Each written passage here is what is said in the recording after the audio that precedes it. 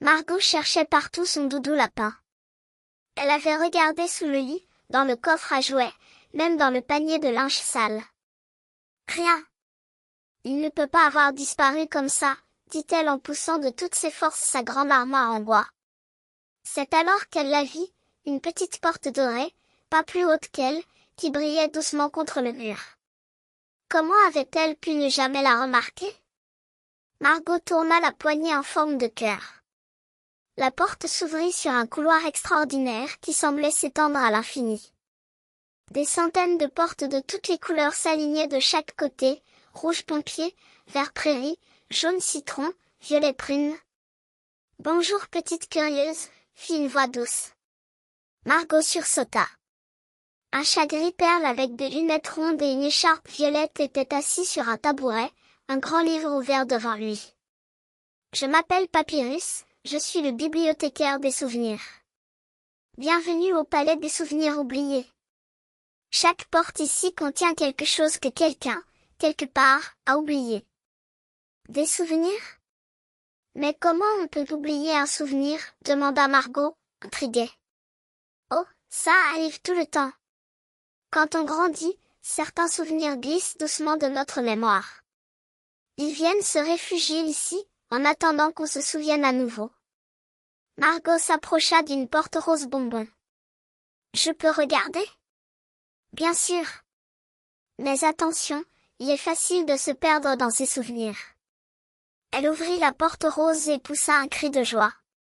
C'était son 4e anniversaire. Elle se vit en plus petite, avec une robe à pois, soufflant les bougies sur un gros gâteau à la fraise. Elle sentit même l'odeur de la crème. Émerveillée, Margot courut vers une autre porte, bleue comme le ciel. À l'intérieur, elle entendit la voix de sa mamie qui chantait une berceuse. Un souvenir qu'elle croyait avoir complètement oublié. Porte après porte, Margot retrouvait des morceaux de sa vie, son premier jour d'école, la fois où elle avait attrapé un papillon, le goût des crêpes du dimanche. Mais soudain, elle s'arrêta. Le couloir s'était transformé. Elle ne reconnaissait plus rien. Où était la porte dorée pour rentrer chez elle? Papyrus? Papyrus, cria-t-elle, la gorge serrée. Le chat apparut au bout du couloir, tranquille. Je suis perdue. Je ne retrouve plus la sortie, pleura Margot. Papyrus s'approcha et posa sa patte douce sur sa main. Tu n'es pas perdue, Margot. Tu as juste oublié où tu voulais aller. Dans le palais des souvenirs, on ne retrouve son chemin qu'avec son cœur. Comment? Ferme les yeux. Pense au souvenir qui compte le plus pour toi en ce moment. Celui qui te rend heureuse même quand tu as peur. Margot ferma fort les yeux.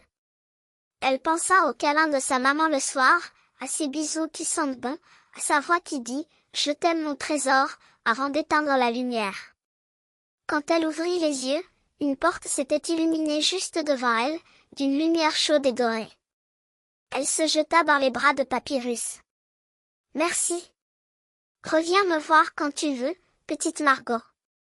Et n'oublie jamais, les plus beaux souvenirs sont ceux qu'on garde tout près de son cœur. » Margot ouvrit la porte lumineuse et se retrouva dans sa chambre, assise par terre devant son armoire.